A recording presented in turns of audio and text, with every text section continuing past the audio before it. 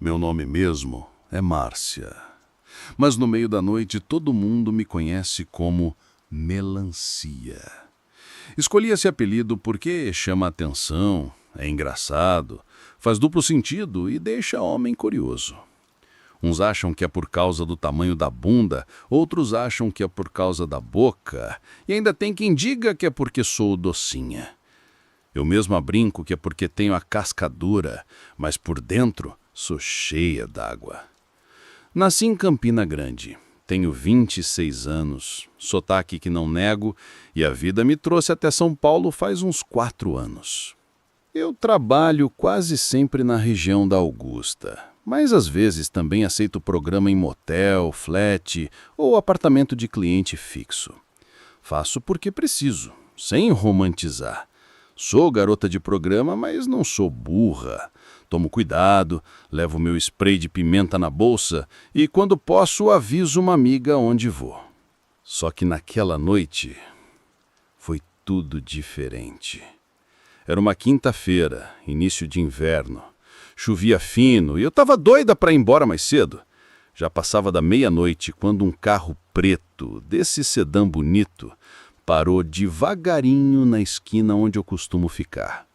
O vidro desceu devagarinho e apareceu um homem de uns 40 e poucos anos, cabelo penteado para trás, óculos discreto, bem vestido, voz mansa.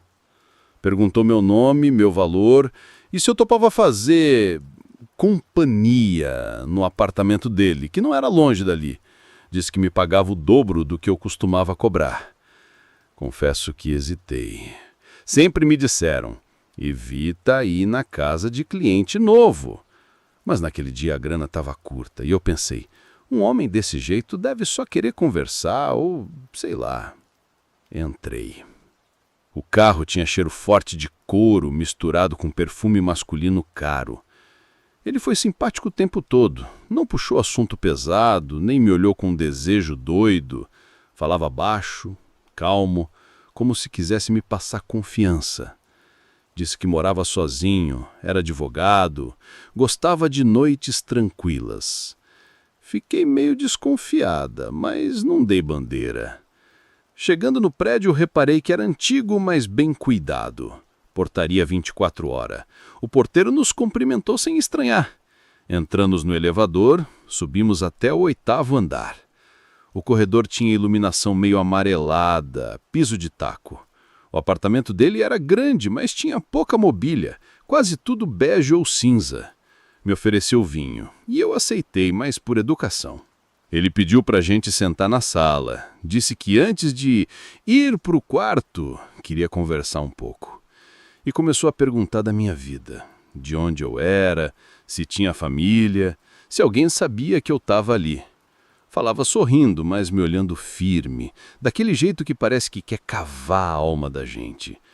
Eu respondia tudo meio por cima, tentando não demonstrar medo. Depois de uns 10 minutos, ele mudou o tom. Disse que não gostava de mentira, que sabia que eu não era do tipo que tem gente esperando em casa. E aí falou num tom mais baixo ainda, que não queria só companhia aquela noite. Queria me conhecer por dentro. Eu gelei. Perguntei o que ele queria dizer com aquilo.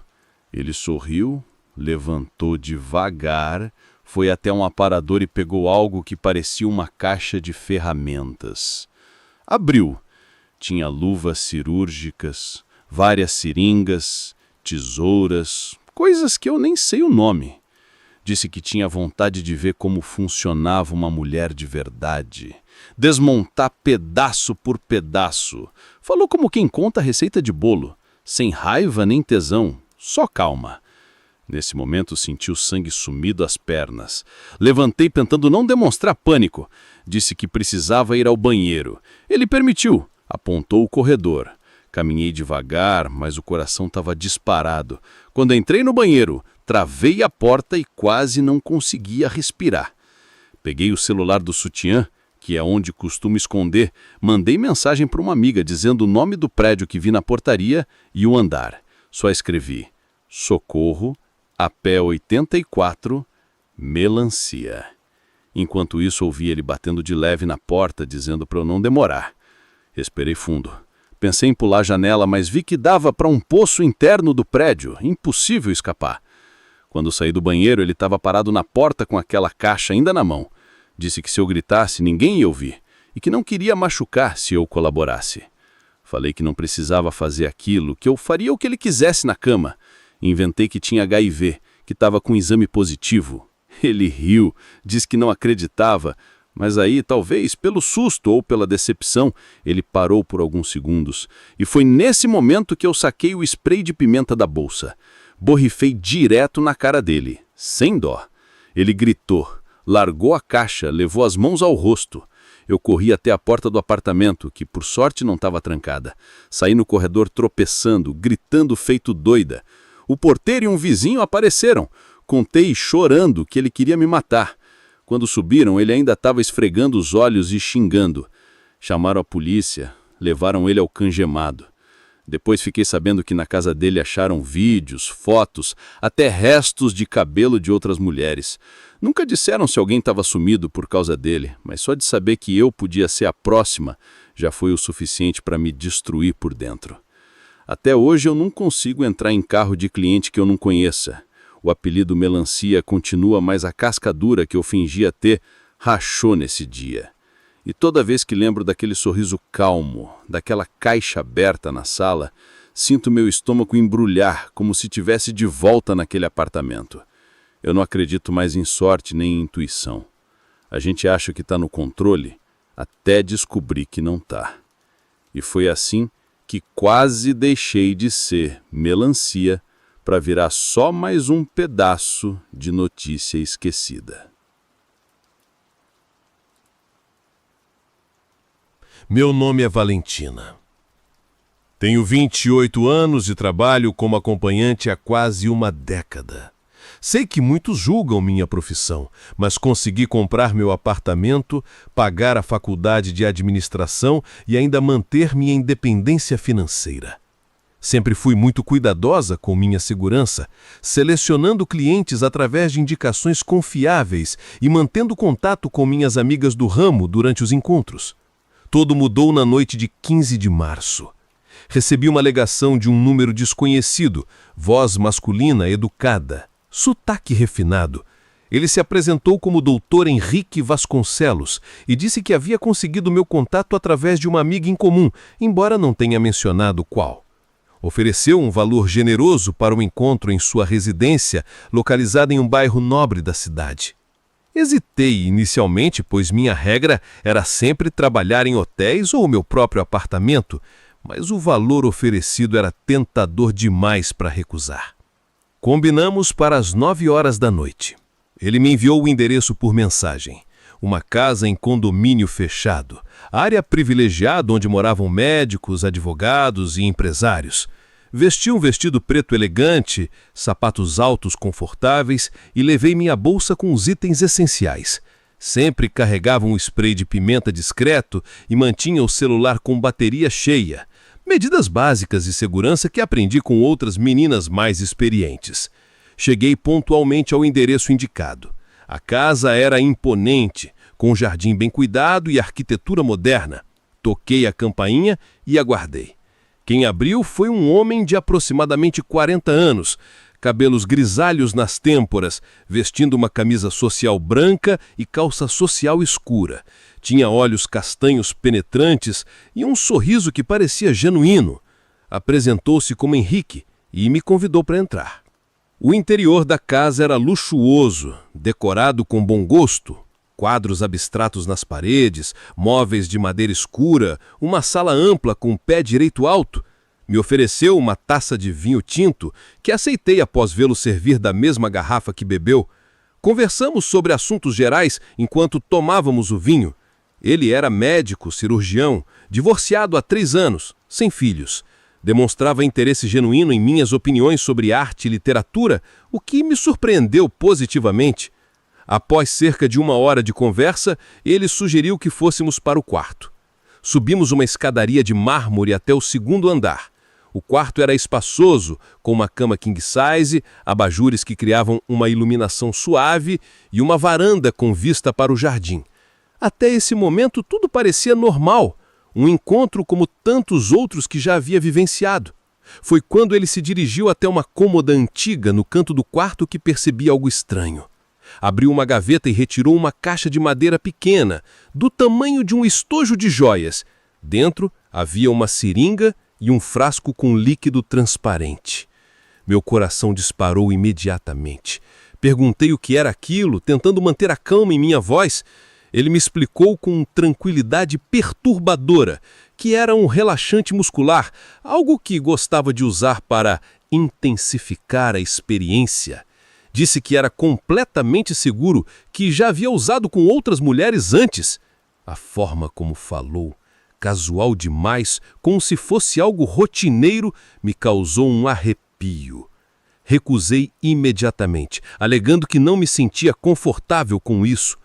Sua expressão mudou sutilmente. O sorriso permaneceu, mas seus olhos se tornaram frios, calculistas. Insistiu que era apenas uma pequena dose, que eu nem sentiria, que confiasse nele, pois era médico. Comecei a me afastar discretamente em direção à porta, mas ele bloqueou meu caminho com o corpo, ainda mantendo aquele sorriso inquietante. Nesse momento percebi outros detalhes que havia ignorado antes. Na cômoda, junto com a caixa, havia fotografias polaroides espalhadas. Mesmo de longe, pude ver que eram imagens de mulheres nuas, aparentemente inconscientes, em posições que sugeriam vulnerabilidade total. Algumas pareciam estar dormindo, outras tinham os olhos abertos, mas com uma expressão vazia, ausente. Minha respiração se acelerou. Tentei manter a compostura e disse que precisava ir ao banheiro. Ele hesitou por um momento, depois apontou para uma porta ao lado do quarto. Entrei rapidamente e travei a porta. Minhas mãos tremiam enquanto peguei o celular para ligar para a polícia, mas não havia sinal. Procurei uma janela, mas o banheiro não tinha abertura para o exterior. Ouvi seus passos do lado de fora, caminhando lentamente pelo quarto. Sua voz atravessou a porta ainda educada, mas com um tom que me gelou o sangue. Valentina, não precisa ter medo. Vai ser rápido, você nem vai lembrar depois. As outras também não lembraram. Essas palavras confirmaram meus piores receios. Ele havia feito isso antes com outras mulheres. Quem sabe quantas haviam passado por aquela situação? Olhei ao redor do banheiro procurando alguma saída ou arma improvisada. Havia uma janela pequena, alta, próxima ao teto. Subi na pia e consegui alcançá-la. Enquanto tentava abrir a janela, ouvi o som da maçaneta sendo testada.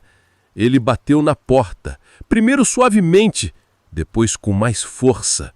Valentina, abra a porta! Não vamos conseguir nos divertir se você continuar com essa resistência. Sua voz havia perdido completamente a gentileza inicial, revelando uma frieza que me tremeu o sangue. Consegui abrir a janela e ver que dava para o jardim dos fundos. Era uma queda de aproximadamente 3 metros. Hesitei, mas o som de algo batendo na porta com força me fez decidir.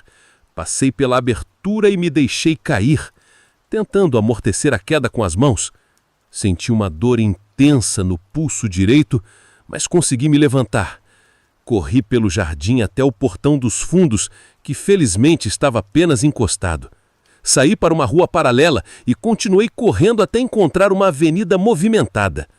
Só quando vi outras pessoas e luzes de estabelecimentos comerciais me senti minimamente segura.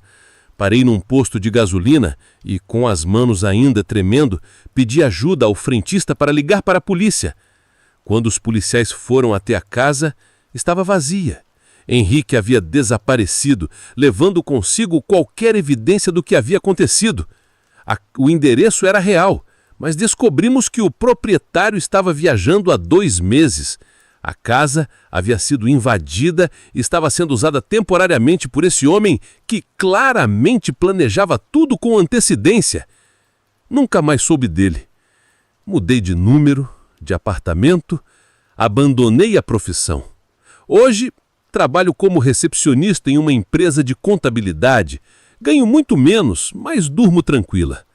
Às vezes ainda tenho pesadelos com aqueles olhos frios e aquele sorriso que escondia algo monstruoso. O que mais me assombra não são apenas os momentos de terror que vivi, mas a certeza de que ele continuou por aí, procurando outras mulheres vulneráveis, aperfeiçoando seus métodos.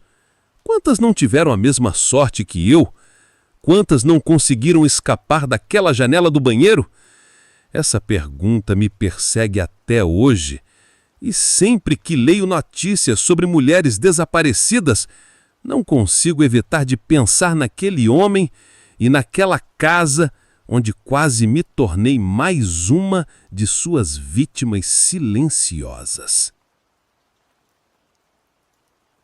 Meu nome é Fernanda, tenho 32 anos e há 15 trabalho nessa vida. Comecei aos 17, fugindo de casa depois que meu padrasto decidiu que eu já estava grande o suficiente para satisfazer seus desejos doentios. Nas ruas, aprendi que meu corpo era minha única moeda de troca. E ao longo dos anos me adaptei a essa realidade crua e implacável. Trabalho principalmente na região central da cidade, frequentando bares e boates onde consigo clientes com melhor poder aquisitivo. Tenho 2 filhas pequenas, de 7 e 9 anos, que moram com minha mãe no interior. Elas acreditam que trabalho como vendedora em uma loja de roupas e todo mês envio dinheiro para sustentar essa mentira e garantir que tenham uma vida melhor que a minha. A noite que mudou minha vida para sempre aconteceu em outubro do ano passado. Eu estava no Clube Noir, um estabelecimento frequentado por empresários e políticos, quando um homem se aproximou da minha mesa. Era alto, bem vestido, usava um terno italiano caro e um relógio que valia mais que minha renda anual. Apresentou-se como Roberto Mendonça, disse que era dono de uma construtora e que havia me observado durante toda a noite. Conversamos por mais de 1 hora. Ele era inteligente, culto, fazia piadas que me faziam rir genuinamente. Pediu champanhe francês, o mais caro da casa, e me tratou com uma gentileza que não estava acostumada a receber. Quando propôs que fôssemos para um lugar mais reservado, ofereceu um valor que representava 3 vezes o que eu ganhava em uma noite normal. Saímos juntos do clube. Ele dirigia um Mercedes preto, interior de couro bege, som ambiente suave. Durante o trajeto, conversamos sobre arte, literatura, viagens. Ele havia morado na Europa, falava 4 idiomas, conhecia vinhos e restaurantes que eu jamais imaginei existir. Por alguns momentos, esqueci completamente o contexto profissional do nosso encontro. Chegamos a um apartamento em um prédio residencial de classe média alta. Era elegante, bem decorado, com vista para o parque da cidade. Ele me ofereceu uma bebida e colocou música clássica em um som de última geração. Tudo parecia normal, um encontro comum como tantos outros que já havia vivenciado. Bebemos e conversamos na sala por mais alguns minutos. Ele me contou sobre seus negócios, sobre viagens que fazia frequentemente a trabalho, sobre como era solitário desde que enviuvou. Demonstrava interesse genuíno em minha vida. Perguntava sobre minha família, meus sonhos, meus medos. Essa atenção me deixou desarmada, criando uma intimidade que raramente experimentava no trabalho. Quando ele sugeriu que fôssemos para o quarto, não hesitei. Era um ambiente sofisticado, com uma cama king size, espelhos nas paredes, iluminação indireta. Começamos a nos beijar e inicialmente tudo transcorreu normalmente. Ele era carinhoso, respeitoso, diferente da maioria dos homens que eu conhecia profissionalmente. Foi durante o ato que percebi algo estranho. Ele começou a apertar o meu pescoço, primeiro suavemente, depois com mais força. Quando protestei, ele disse que era apenas para intensificar o prazer, que muitas mulheres gostavam desse tipo de estímulo. Relaxei momentaneamente, mas a pressão continuava aumentando. Comecei a ter dificuldade para respirar. Tentei afastar suas mãos, mas ele era muito mais forte que eu. Seus olhos mudaram completamente, perderam aquela gentileza que havia demonstrado durante toda a noite. Agora havia uma frieza assustadora, uma satisfação doentia em ver meu desespero crescer. Lutei com todas as minhas forças, arranhei seu rosto, tentei gritar, mas ele abafou minha boca com a outra mão. Naquele momento, percebi que não estava lidando com um cliente comum, mas com alguém que obtinha prazer em causar sofrimento. A realização me encheu de terror, mas também despertou um instinto de sobrevivência que não sabia que possuía. Consegui me contorcer e morder sua mão com força suficiente para fazê-lo recuar por alguns segundos. Aproveitei para respirar e gritar por socorro, mas ele rapidamente me dominou novamente. Desta vez, porém, suas mãos voltaram ao meu pescoço com uma pressão que me fez perceber que ele realmente pretendia me matar. Enquanto minha visão começava a escurecer, lembrei das minhas filhas. Pensei em como elas cresceriam sem saber a verdade sobre o que havia acontecido comigo. Como minha mãe sofreria com meu desaparecimento. Essa imagem me deu forças para uma última tentativa desesperada de escapar. Consegui alcançar um abajur pesado na mesa de cabeceira e o quebrei na cabeça dele. O impacto foi suficiente para atordoá-lo e afrouxar a pressão em meu pescoço. Rolei para fora da cama, peguei minhas roupas e corri para a porta. Ele tentou me seguir, sangrando da cabeça, mas eu já havia chegado ao corredor. Corri nua pelos corredores do prédio até encontrar o elevador. Dentro do elevador, me vesti rapidamente, as mãos tremendo violentamente. Quando cheguei ao térreo, o porteiro notou meu estado e perguntou se eu estava bem. Menti. Disse que havia discutido com meu namorado e pedi para chamar um táxi. Durante o trajeto até minha casa, pensei no que havia acontecido. Sabia que deveria ir à polícia, mas também sabia que minha palavra contra dele não teria muito peso.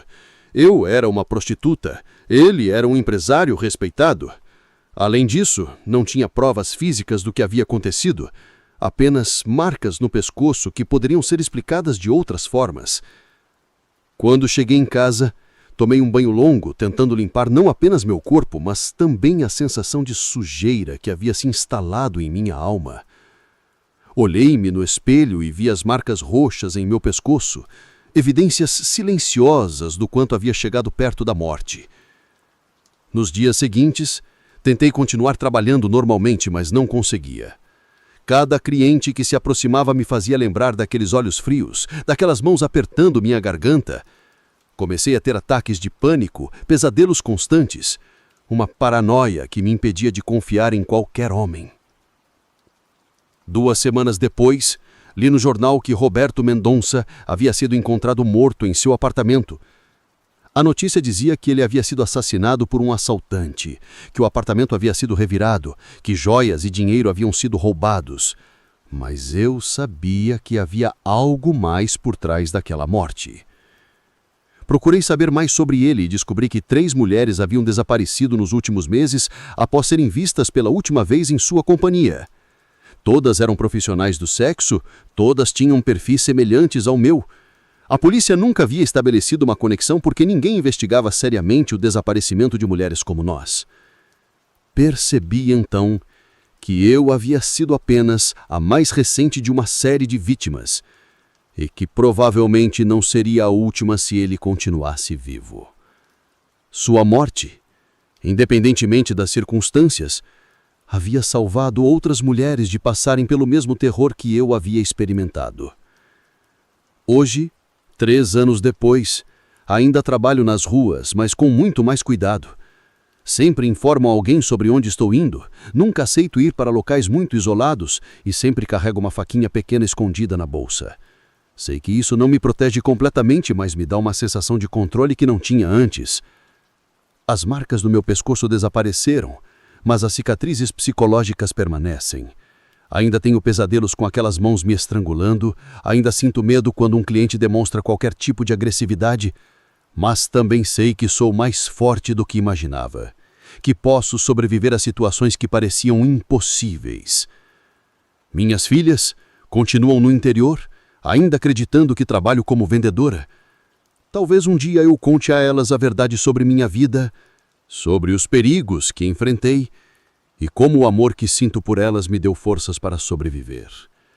Mas, por enquanto, prefiro que permaneçam inocentes, longe da crueldade que conheci tão intimamente.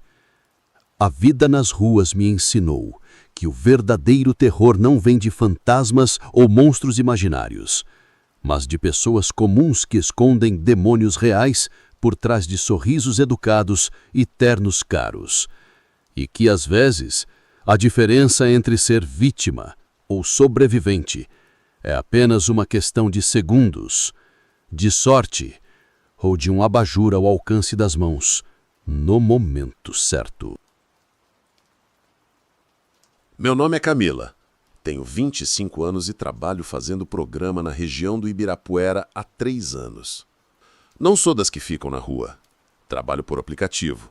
Tenho perfil nas redes sociais e uma cartela de clientes que me procuram direto pelo WhatsApp. Moro num apartamento pequeno de 1 quarto na Vila Mariana.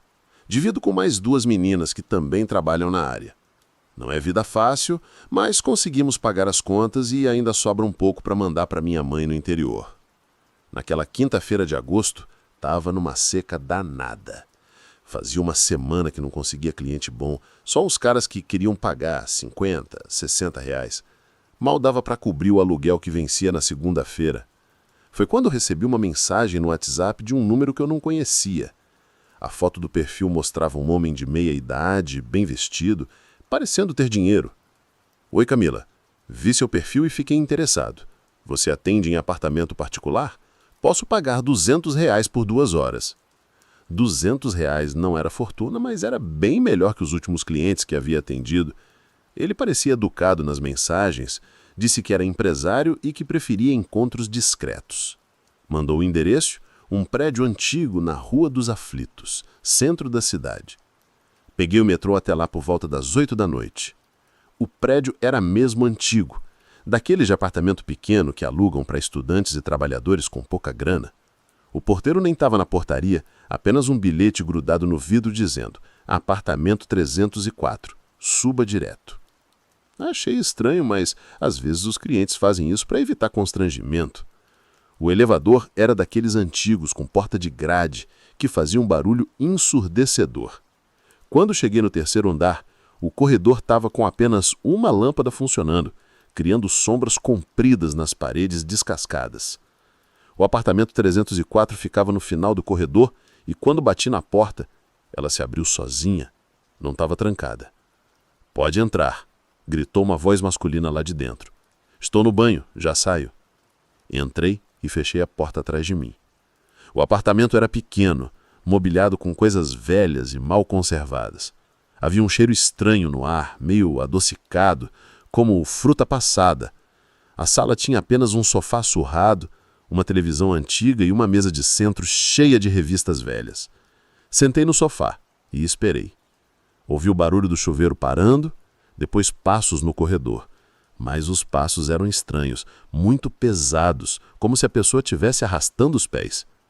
Quando ele apareceu, eu entendi por quê. Era um homem alto, magro demais, com braços e pernas desproporcionalmente longos. Suas articulações faziam barulho quando ele se movia, como se fossem feitas de madeira velha. Desculpe a demora, disse ele secando o cabelo com uma toalha, mas não havia cabelo. Ele era completamente calvo e sua cabeça tinha uma forma estranha, muito alongada. Seus olhos eram pequenos demais para o rosto e quando ele sorriu, vi que tinha dentes pontudos, como os de um tubarão. Você é ainda mais bonita pessoalmente. Ele se aproximou e eu senti aquele cheiro adocicado ficando mais forte. Era como se viesse da pele dele um odor enjoativo que me deu náusea. Quando ele me tocou, suas mãos estavam geladas e úmidas, como se ele acabasse de tirar as mãos de dentro de um freezer. Tentei disfarçar o nojo e começar o programa, mas ele me interrompeu. Primeiro preciso te mostrar uma coisa, disse ele me levando até o quarto. Algo que vai te interessar. O quarto era ainda mais estranho que o resto do apartamento. Não havia cama, apenas colchões empilhados no chão, todos manchados com substâncias que eu não quis identificar. As paredes eram cobertas por fotos, centenas delas, todas de mulheres trans. Algumas eu reconheci, Eram meninas que trabalhavam na região e que haviam desaparecido nos últimos meses. Você conhece algumas delas? Perguntou ele, passando o dedo por uma das fotos. Todas passaram por aqui. Todas tiveram o prazer de me conhecer intimamente. Foi quando eu percebi que as fotos não eram normais. Eram todas tiradas no mesmo local, naquele quarto, e todas as mulheres tinham a mesma expressão de terror no rosto. Tentei sair correndo, mas ele me segurou com uma força sobrenatural. Seus dedos eram longos demais, e quando me agarrou, senti como se garras estivessem perfurando a minha pele. "Não vá embora ainda", disse ele, e sua voz havia mudado, ficando mais grave, mais animalesca. "A festa está só começando." Ele me arrastou até os colchões e me empurrou. Foi quando eu vi que havia outras pessoas ali, ou pelo menos partes de outras pessoas. Braços, pernas, torsos, todos em diferentes estágios de decomposição, espalhados pelos cantos do quarto. Algumas partes ainda se moviam, como se estivessem vivas. Comecei a gritar, mas ele cobriu minha boca com uma mão que agora tinha o dobro do tamanho normal. "Shhh", disse ele, e quando abriu a boca vi que sua língua era comprida e bífida, como de uma serpente. "Você vai gostar." Todas gostaram no final. Ele começou a se transformar na minha frente. Sua pele ficou escamosa, seus braços e pernas ficaram ainda mais longos e suas articulações se dobraram em ângulos impossíveis. Não era humano, era algum tipo de criatura que assumia a forma humana para atrair vítimas. Ele explicou, com aquela voz distorcida, que se alimentava de carne humana, especialmente de mulheres trans. Dizia que nossa carne tinha um sabor especial, temperado pelo sofrimento e pela luta que enfrentávamos diariamente. Ele não matava suas vítimas de uma vez. As mantinha vivas, cortando pedaços aos poucos, se alimentando lentamente para prolongar o prazer. Consegui me desvencilhar quando ele se distraiu admirando as fotos na parede. Corri para a porta, mas ela estava trancada. Tentei a janela, mas estávamos no 3º andar. Foi quando lembrei do meu celular. Consegui ligar para a polícia e gritar o endereço antes dele me alcançar novamente. Ele me arrastou de volta para o quarto, mas dessa vez eu estava preparada. Peguei um caco de vidro que havia no chão e acertei o olho dele. Ele urrou, um som que não era humano, e por um momento se desequilibrou. Aproveitei para correr novamente, dessa vez conseguindo quebrar a janela e gritar por socorro. A polícia chegou minutos depois, atraída pelos gritos e pelo barulho. Quando entraram no apartamento, encontraram restos de pelo menos 10 mulheres, todas trans, todas desaparecidas nos últimos anos. Ele havia fugido, deixando apenas um traço de sangue que levava até o telhado. Nunca foi encontrado. Hoje moro em outra cidade, mudei de nome, parei de trabalhar como acompanhante, mas ainda tenho pesadelos com aquelas fotos na parede, com aqueles restos humanos espalhados pelo quarto. Às vezes eu acordo no meio da noite sentindo aquele cheiro adocicado, como se ele estivesse perto. Sei que ele ainda está por aí, procurando por outras vítimas, outras meninas como eu. O pior é que ninguém acredita completamente na minha história. Dizem que foi um serial killer comum que inventei os detalhes sobrenaturais por causa do trauma, mas eu sei o que eu vi. Sei o que ele era e sei que ele vai voltar, porque criaturas como ele nunca desistem da caça. Elas só esperam o momento certo para atacar novamente.